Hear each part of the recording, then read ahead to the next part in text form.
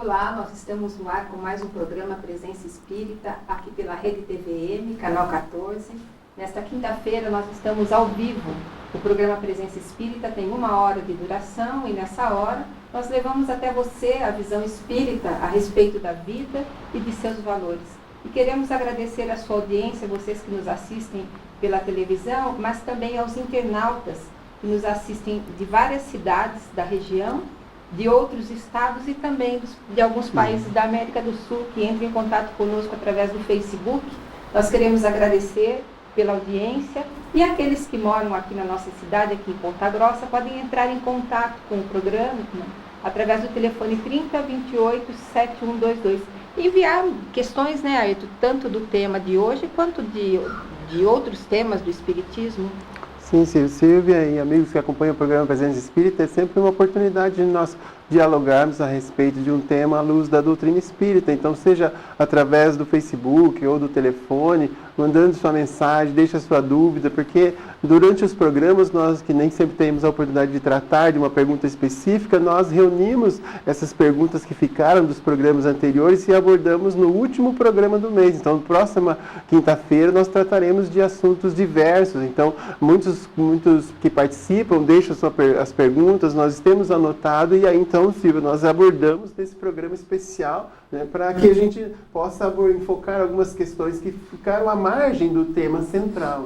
Né? E também porque o Espiritismo ele tem essa capacidade de ir tirando as nossas dúvidas, essas dúvidas transcendentes da nossa alma, tanto dúvidas em relação à nossa vida na Terra nesse momento, quanto a nossa vida do outro lado da vida, a vida espiritual. E a partir do momento em que o Espiritismo vai nos explicando, nós vamos nos envolvendo com uma serenidade, uma calma. Quando nós entendemos, por exemplo, a volta prematura de um ente querido através do processo da morte, através do processo da desencarnação, nós passamos a não ter mais aquela revolta, aqueles porquês. Quando nós entendemos que a prece nos conecta com as esferas mais altas da vida, nós passamos a usar essa ferramenta de maneira cotidiana. Quando nós entendemos a respeito do valor do trabalho, muito bem explicada na Lei do Trabalho, na terceira parte do Livro dos Espíritos, nós passamos a desenvolver as nossas tarefas aqui na Terra de uma maneira mais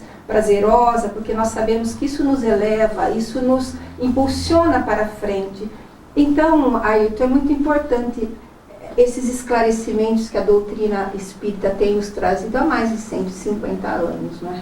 Sim, dando uma compreensão da dimensão da nossa existência, não só com relação às responsabilidades individuais, mas às responsabilidades coletivas, né? Nós, como espíritos e espíritas, naturalmente, compreendemos que a nossa contribuição é no âmbito da família e no âmbito da sociedade. Então, através do trabalho, através da participação das atividades sociais, nós também podemos contribuir com o progresso da sociedade. Então, a dimensão que a doutrina espírita nos apresenta da nossa participação no mundo terreno com relação à missão que nós exercemos através das tarefas é dar essa dimensão da vida, não só do prisma, naturalmente do prisma terreno, mas também do plano espiritual, o que nos faz perceber que a nossa tarefa terrena é muito mais ampla do que aquela do cotidiano, do dia a dia. Então, a visão que a vida, que o Espiritismo nos apresenta da vida é muito mais ampla, abrangente, o que também, por outro lado, nos amplia as responsabilidades. E isso tem a ver com o tema que nós vamos falar hoje? Sim, naturalmente, porque volta e meia nós passamos por processos de desejos de mudança da sociedade. Isso se dá através, por exemplo, da política. Então, hoje nós vamos tratar da questão do espiritismo, da política e da cidadania. Então, nós temos a responsabilidade para com a sociedade, a forma com que nós votamos, a forma com que nós apreciamos, ou quando nos colocamos com representantes da sociedade diante dos quadros de representação política, né? Ou, enfim, dos cargos administrativos. Então, aumenta naturalmente a responsabilidade daqueles que se apresentam como tal, porque aí a dimensão da influência também repercute nas ações que esses indivíduos tomarão. Porque se nós temos a influência no âmbito da família, ali ela se encerra. Agora ela passa também para o âmbito social. E quanto mais influência se tem, maior responsabilidade. Então, daí a importância daqueles que se apresentam para representarem o povo diante das responsabilidades públicas, dos cargos, diferentes cargos públicos que nós temos para eleger os nossos representantes. Daí o tema que nem sempre a gente considera assim, tão relevante, mas é importante que nós analisemos qual é a nossa participação social também no âmbito da política, não de politicagem, não no sentido do fazer a política, mas da compreensão da dimensão política no sentido de fazer uma sociedade melhor, ou seja, de dirigir a administração no sentido coletivo.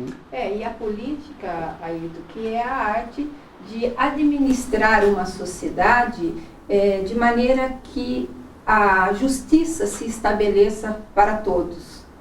Bezerra de Menezes, que foi médico, foi político, que teve uma vida ilibada, que é um marco da política pela sua experiência, pela sua vivência e pelos seus exemplos, definia um pouquinho diferente. Ele dizia que a política é a ciência de gerenciar uma sociedade para que a felicidade se estabeleça entre todos. De maneira que a política, ela está incutida em todos os setores da sociedade, não a política partidária, mas a política do relacionamento humano. Ela está na escola, na oficina, em casa, no hospital, no trabalho, na rua, de maneira que nós todos estamos envolvidos diretamente com a política. E quando Jesus esteve aqui na Terra, ele, dentre todos os ensinamentos que ele nos deixou, chama a atenção porque se insere totalmente no assunto que nós falaremos hoje. A cada um segundo as suas obras, em todos os setores da existência, em todas as instituições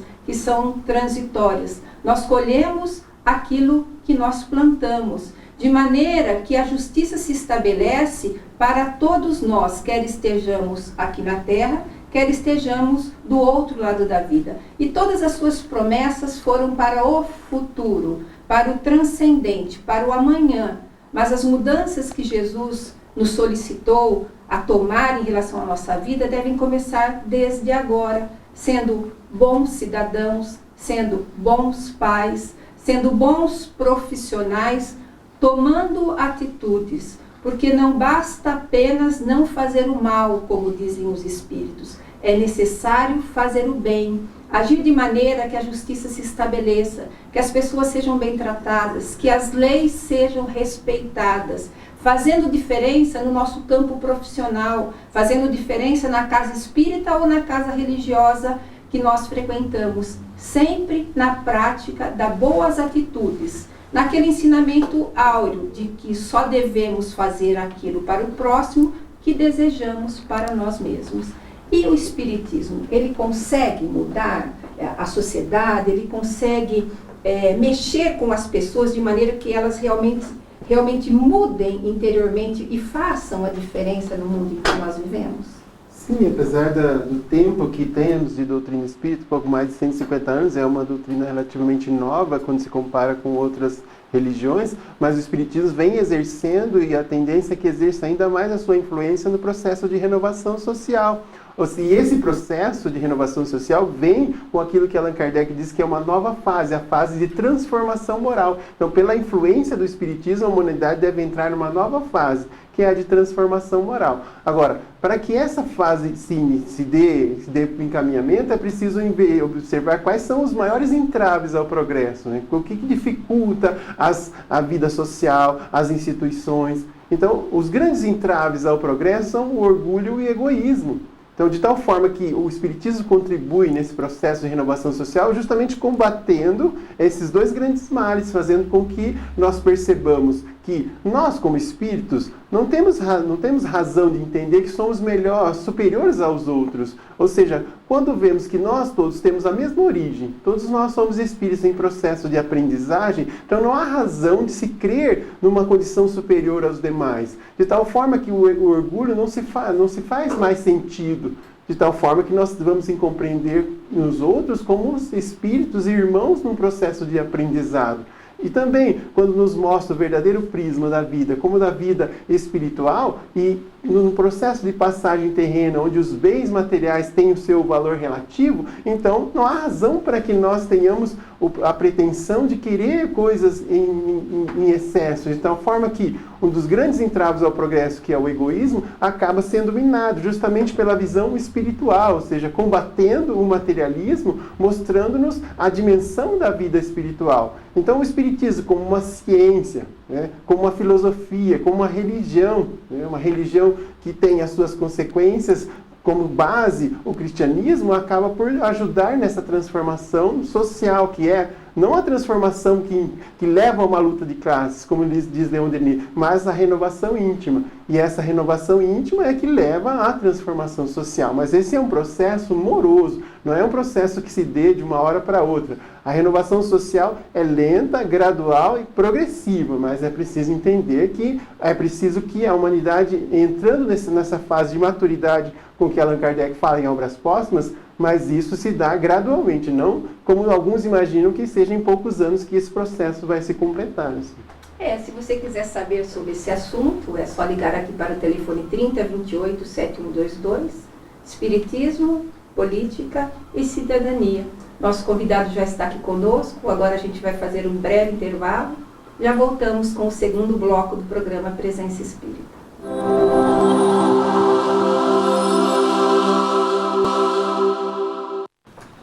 Nós estamos de volta com o programa Presença Espírita. Esse é o segundo do bloco do nosso programa. Nós estamos tratando da questão do Espiritismo, a política e cidadania. E esse é o momento do início do segundo bloco, onde nós fazemos a sugestão de leitura da semana. Esse é o livro chamado Antologia Mediúnica do Natal, é uma psicografia de Francisco Cândido Xavier, Espíritos e Versos, então várias mensagens na forma de poemas, de preces também, que relembram o nascimento de Jesus numa recordação de algo sublime para todos nós com relação à vinda do nosso Mestre Jesus na face da terra. Então, até porque as mensagens não fazem só menção ao Natal como uma data específica, mas recordando que o Natal é todo dia. Então, daí a importância de nós termos mensagens como essas que exaltam a presença de Jesus no nosso cotidiano. Então, para o nosso último bloco, onde nós faremos o sorteio do livro Antologia Mediúnica do Natal, você pode... Hoje nós estamos apenas pelo Facebook, curtindo a nossa página no Facebook, você pode participar do sorteio no último bloco do nosso programa. Então, agora nós daremos início à entrevista, a Silvia vai conduzir e apresentar o nosso entrevistado, e na sequência, então, a gente vou aproveitando aqui e acompanhando quem está deixando a sua mensagem que quer participar do sorteio, então registrando para que todos possam participar ao final do programa. Então, Silvia, com você. Nós estamos recebendo hoje no programa Presença Espírita para falar sobre esse assunto política, espiritismo, cidadania, religião, o Edson Varros. Ele que é presidente da União Regional Espírita Segunda Região, é palestrante espírita, sempre está conosco aqui no programa Presença Espírita. Seja bem-vindo, Edson. Obrigado, Silvia. Prazer estar aqui. Prazer nosso receber você novamente aqui. Esses dois assuntos, né, política, religião, eles se misturam. Quais os pontos de contato entre eles e onde um não deve avançar sobre o outro? Veja, Silvia, quando nós falamos de política e religião, nós precisamos primeiro entender que essas duas experiências de vida são como que alavancas para que haja o progresso do ser humano. A religião tem essa função de fazer com que o homem cresça moralmente, se aproxime de Deus, e a política tem a missão de alavancar os progressos materiais da humanidade. Você disse bem no começo da conversa que a política é a arte, a ciência de administrar, de conduzir um Estado, de conduzir uma nação, de conduzir algo politicamente, administrativamente. Então, a grande questão é como realizar esta condução de forma que aqueles que são conduzidos, que são governados, possam alcançar a felicidade, possam alcançar o bem-estar social. E é interessante notar que, apesar de que religião e política são colaboradores do progresso humano, eles trabalham em pontas separadas, em lados separados. Se nós formos observar na história da humanidade, todas as vezes que a religião tomou o lugar do Estado ou que o Estado tomou o lugar da religião, nós tivemos grandes problemas, grandes conflitos, grandes dificuldades. Então, eles devem trabalhar sempre com o mesmo objetivo, porém em ambientes, em lados separados. E nos dias de hoje também nós podemos observar essa questão de que quando há uma mistura entre política e religião, nós observamos às vezes algumas incongruências, algumas dificuldades que devem ser tratadas com bastante cuidado. O Estado, por exemplo. O Estado deve ser laico. Ele não pode tomar partido de nenhuma religião. Ele tem que, de alguma forma, promover o bem-estar de todos, independente do rótulo religioso. Espíritas, evangélicos, católicos, ateus. Não há que o Estado proteja uma religião em detrimento da outra. Nós podemos ter um exemplo clássico nisso, por exemplo, em uma repartição pública. Se nós entrarmos numa repartição pública e observarmos, por exemplo, uma cruz ali. Com todo o respeito ao símbolo, mas existem pessoas que talvez não sejam cristãos e que ali trabalham. Ou que sejam de filosofias religiosas que não aceitem este símbolo. Então, o Estado deve sim promover o bem-estar social sem se envolver com a religião. Então, a função da religião é nortear as atitudes daqueles que acabam se envolvendo com a política. Através de conceitos de religiosidade, de moralidade, a religião vai servir como este condutor para aqueles que estão na política. É bem interessante observar aquela afirmativa do Cristo, a Deus o que é de Deus e a César o que é de César. E em relação aos espíritas em especial, já que nós somos espíritas, estamos num programa espírita, o espírita, Edson, deve se afastar das questões políticas? Nem o espírita, nem nenhum cidadão. Podemos observar, principalmente no Brasil, às vezes um alinhamento das pessoas das questões políticas. E isso não é bom.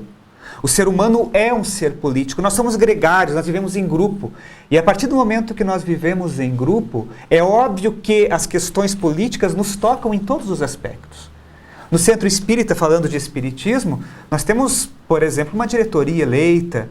Então ali nós também temos alguma forma de política, de administração daquela instituição espírita. Então o espírita não pode se afastar da política. O que não pode se ter é o espírita utilizar-se do espiritismo, utilizar-se da tribuna espírita, utilizar-se dos meios que a doutrina lhe oferece para se promover politicamente. Então, como nós falamos no começo da conversa, são coisas separadas. Uma conduz à outra e ambas favorecem o progresso da humanidade.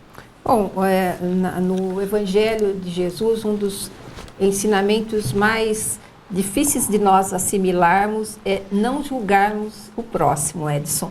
Como agir seguindo as orientações de Jesus quando nós observamos na política, na sociedade, atos de corrupção, de omissão de agentes políticos? Nós vemos, não há como imediatamente nós não julgarmos, quando nós vemos na televisão, nos jornais, tantas coisas acontecendo, aquilo toca no nosso coração e automaticamente a gente julga. Como nós devemos nos comportar, então? Primeiro é preciso observar que é penoso, você ter que falar de política, e sempre que falamos de política nós ligamos ao subtema corrupção. Parece que ambos andam lado a lado, e não devia ser assim. Então, a primeira questão que nós temos que observar quando nós lembramos da assertiva do Cristo de não julgar o próximo, ele fala que nós seremos julgados da mesma forma que nós julgarmos o próximo. Sendo assim, se eu ainda trago dentro de mim defeitos, eu não tenho o direito de apontar os mesmos defeitos nos outros, porque ao apontar esses defeitos nos outros, por conseguinte, eu já estou assinando a minha própria sentença. Então, o fato de nós julgarmos os outros e nesse julgamento nós sermos julgados da mesma forma é nesse sentido, de que nós não devemos observar nos outros aquilo que ainda macula a nossa experiência espiritual. Um outro aspecto que deve ser observado e que os espíritos nos orientam, nos advertem, na questão da divulgação daquilo que nós observamos nas outras pessoas. Porque o fato de você observar um mal, você já sabe se aquilo é mal ou se aquilo é bom. Então, é impossível você já não ter uma opinião formada sobre aquilo que está acontecendo. Então, quando nós observamos um mal, uma pessoa praticando alguma coisa errada, nós devemos pesar sempre o quanto este mal prejudica a outras pessoas ou apenas aquela pessoa que está fazendo mal. Se aquele mal diz respeito somente a ela, não nos cabe fazer alarde, divulgar. Agora, a partir do momento que nós observamos que aquele mal praticado, que a gente falou de corrupção, aquele desvio de conduta, prejudica outras pessoas, leva outras pessoas ao sofrimento, é óbvio que passa isso a ser uma questão até de obrigação nós divulgarmos esse tipo de conduta a fim de que aquele mal que prejudica tantas pessoas possa ser cerceado. Se nós não fizermos isso, o mal com certeza prevalecerá no mundo. Então nós temos essa obrigação. E por último, nós temos que observar nessa questão do julgamento que nós devemos combater ideias e não especificamente pessoas. Nesses atuais conflitos políticos que nós vivemos no Brasil, nós infelizmente observamos diversas posições que são naturais. Cada um tem a sua posição política. Mas o que deixa-nos tristes é, às vezes, o ataque pessoal às pessoas com as quais nós não concordamos. Isso não pode acontecer como xingamentos, como palavras que realmente sejam ofensivas, exatamente, para aquelas pessoas. Então, o nosso dever é combater as ideias equivocadas. Através de argumentos, através de estudos, através de ideias melhores, mas não temos esse direito de ofender as pessoas que são defensoras dessas ideias. E nós vamos falar agora no próximo bloco a respeito especificamente da corrupção que está presente em vários setores. Por que isso acontece? O que nós podemos fazer? Quais as atitudes que nós podemos tomar? Se você quiser saber sobre esse assunto, fale com o Ayrton, na nossa página no Facebook, o Presença Espírita Ponta Grossa. Nós já voltamos com o terceiro bloco do programa.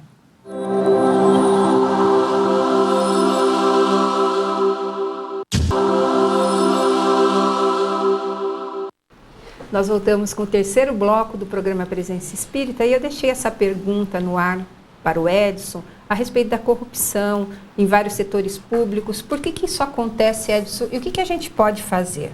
O que pode ser feito? Quando nós falamos de corrupção, nós vamos chegar na criatura, no ser humano, né? O ser humano que vive na Terra, um planeta ainda de provas e expiações, é um ser imperfeito.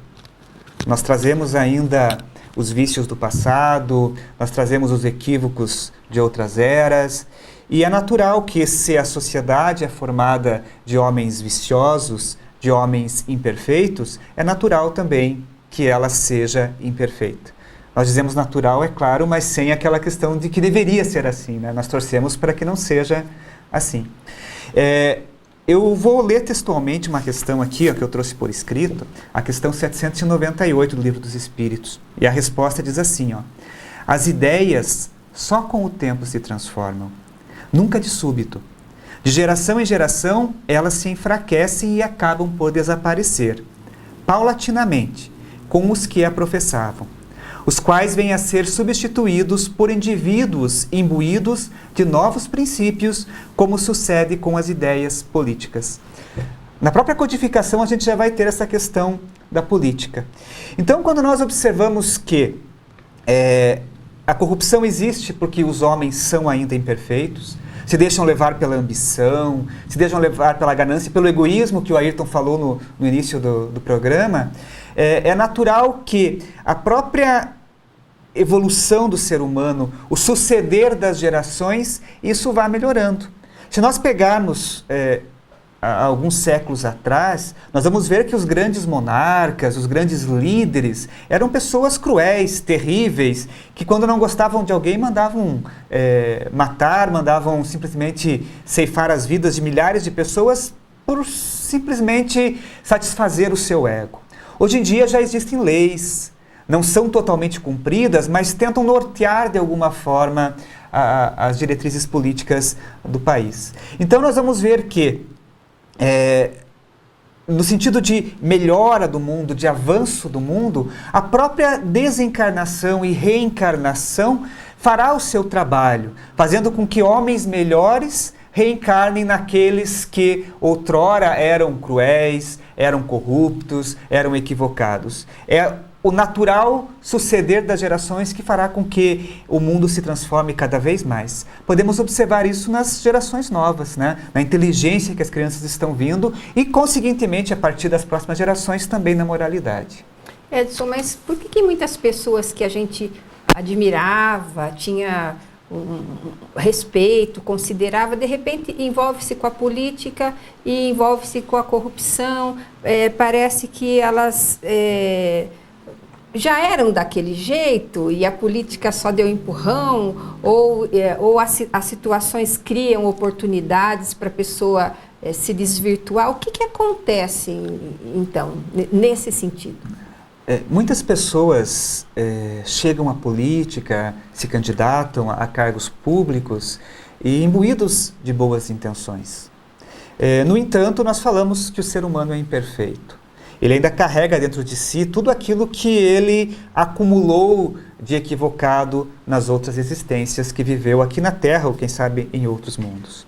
Então, quando as oportunidades de ele ser corrompido, quando as promessas falsas, quando o envolvimento de pessoas que já vivem dessa corrupção começam a se aproximar dele, ele acaba cedendo um pouco aqui, cedendo um pouco ali, sem imaginar que aquilo seja pernicioso, seja ruim, porque afinal de contas é só uma vez.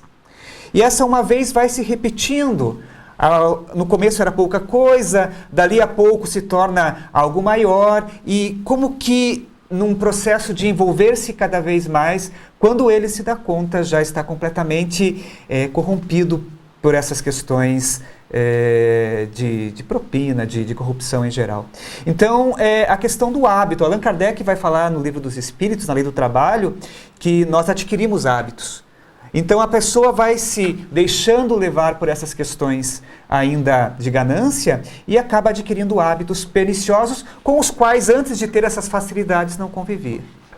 O que diferencia, então, um Bezerra de Menezes, por exemplo, que teve uma vida como político imaculada, de um político de agora, por exemplo? Ele já tinha, então, essa elevação moral mais à frente, mais adiantada?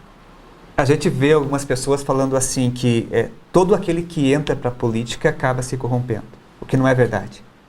Não é o fato de estarmos inseridos num movimento político, partidário, qualquer outro movimento político, que isso seja sinônimo de corrupção. Existem pessoas que estão acima disso. Bezerra de Menezes é um caso. Nós conhecemos diversos políticos de diversas denominações religiosas, espíritas ou até ateus, que já possuem um grau de moralidade que não se permitem corromper. É óbvio que a maioria exerce pressão, mas nós temos que estar firmes e fortes nas nossas convicções. Se nós somos corretos, se nós somos dignos, se nós conhecemos a moral do Cristo, é óbvio que quando somos chamados a trabalhar em tal campo ou determinado lugar, nós temos que sim dar o testemunho daquilo que aprendemos dessa moralidade cristã. Então, Bezerra de Menezes realmente já estava num patamar mais elevado. Ele já tinha esta couraça de moralidade que o protegia do assédio daqueles que talvez o quisessem levar à corrupção. E há um alinhamento do brasileiro no que diz respeito aos seus deveres como cidadão. O que devemos fazer quanto a essa questão como espíritas que somos? Quando nós falamos do espiritismo, é interessante que a doutrina espírita ela nos ensina a ver as coisas por outro prisma. Ela nos ensina a raciocinar, ela nos ensina a noção de responsabilidade. Então, quando nós falamos da questão da participação política do espírita, do cidadão em geral, é importante considerar que nós sempre exigimos nossos direitos, mas dificilmente nós cumprimos os nossos deveres. Então, quando nós falamos de cidadania, nós temos que observar sempre esses dois aspectos. O de realmente exigir nossos direitos, em contrapartida, fazer nossas obrigações, cumprir nossas obrigações. Um exemplo assim mais prático é quando nós andamos numa via pública e observamos que ela está muito suja. A primeira coisa que nós fazemos é realmente criticar o poder público, criticar aqueles que não fizeram a limpeza daquela via pública, o que em princípio está correto, porque é uma obrigação do poder público. Mas nós somos os primeiros a jogar o papel de bala na rua. Então aí nós temos a questão do nosso direito, de se ter uma via pública limpa, asseada, e o nosso dever de não contribuir para que esta via pública fique suja. Em todos os aspectos da vida, nós temos que ter esta balança de equilíbrio entre dever e direito. Exigir sim os nossos direitos, cobrar aquilo que nos é devido, mas também fazer a contrapartida, oferecendo o nosso contributo, auxiliando realmente naquilo que podemos auxiliar, cobrando dos políticos eleitos, participando da vida pública. Quem de nós, e eu me incluo aqui, vai frequentemente, por exemplo, numa sessão da Câmara Municipal, ver o que está sendo feito, o que está sendo resolvido, como que aqueles que nós elegemos estão conduzindo os destinos da nossa cidade? Então, há de se também participar ativamente da vida política em qualquer lugar onde nós estejamos inseridos. Nos últimos acontecimentos aqui no nosso país, nós ouvimos muito as palavras democracia, Estado democrático de direito, e eu gostaria de perguntar para o Edson, a gente vai deixar para o próximo bloco, inclusive, a resposta dele, se a democracia é o melhor modelo de governo. Nós vamos fazer um rápido intervalo e já voltamos com o último bloco já do programa Presença Espírita.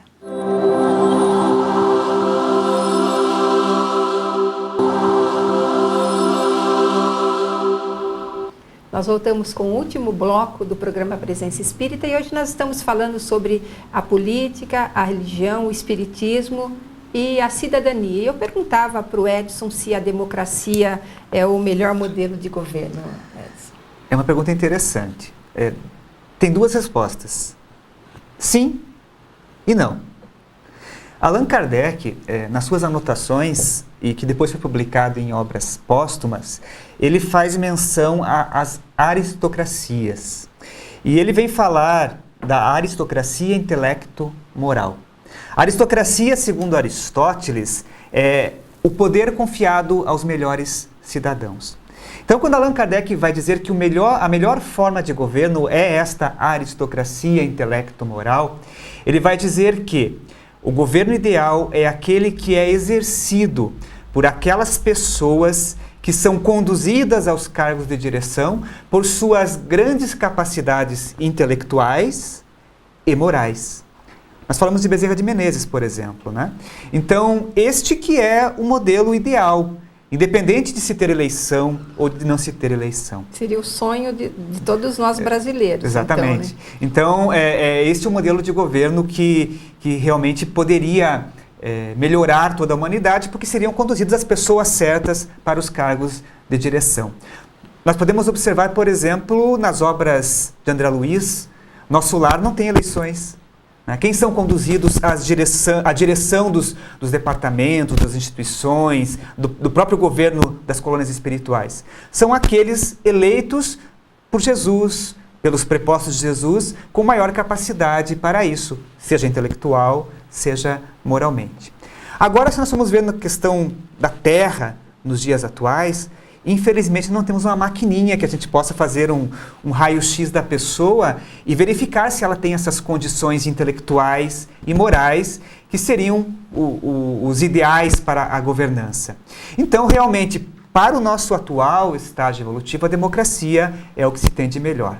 O que há de se levar em conta é que nós, como cidadãos, como eleitores, temos que fazer o papel desta maquininha que vai tentar perscrutar, entender, estudar os candidatos que chegam para as eleições, observando se eles realmente detêm essas qualidades morais e intelectuais que darão a capacidade para que eles conduzam bem os seus governados.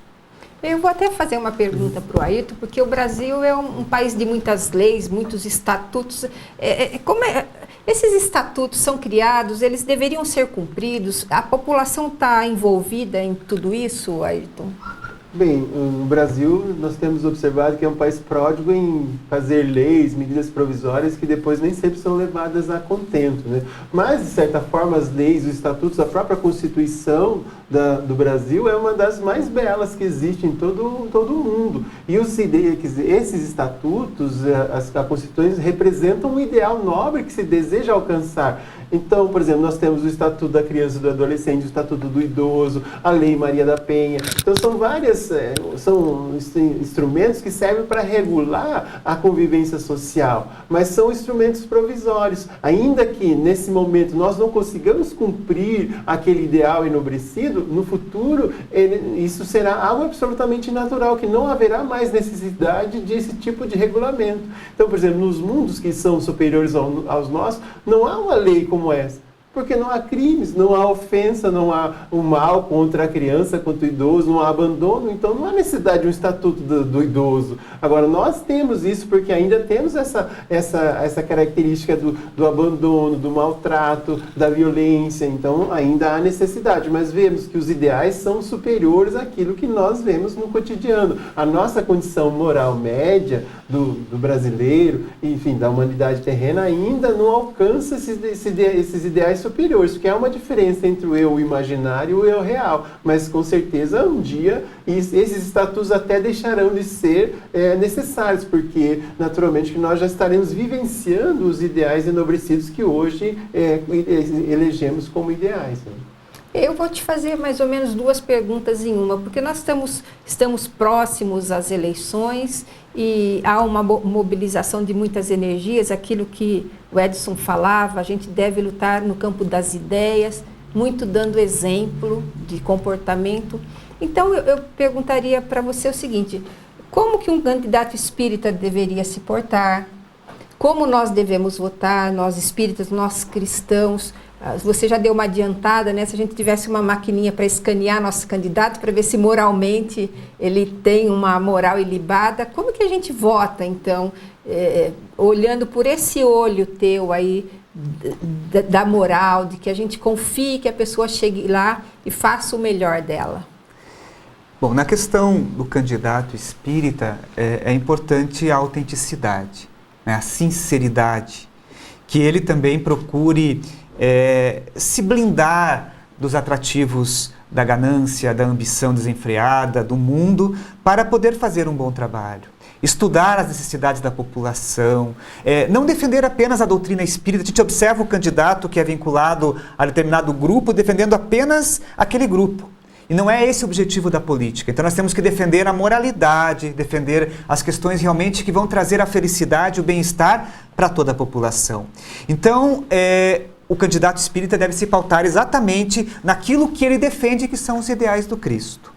E nós que somos eleitores, que estaremos escolhendo os nossos candidatos, devemos votar com consciência. Se não temos ainda esta maquininha de identificar a moralidade, nós temos o discernimento. Nós temos a consciência, nós temos a capacidade de ver o que o candidato fez, se já foi eleito outras vezes, estudar a vida dele, observar as propostas, procurar entender se aquela pessoa realmente tem condições de fazer aquilo que ele está se propondo, porque afinal de contas nós já evoluímos espiritualmente e intelectualmente e já temos um pouco de condições de entender esse tipo de coisa. Então realmente não votar por votar, mas ter essa consciência de que o nosso voto é importante e que vai melhorar o mundo onde nós vivemos. Bom, nós vamos fazer o sorteio, Edson. Vou pedir para você sortear. Nós estamos aí já caminhando para o final do ano, né? Mais da metade de setembro. Estamos aí caminhando para o Natal, para os nossos programas especiais. Então a gente já está se adiantando aqui, sorteando um livro da psicografia de Chico Xavier a respeito do Natal.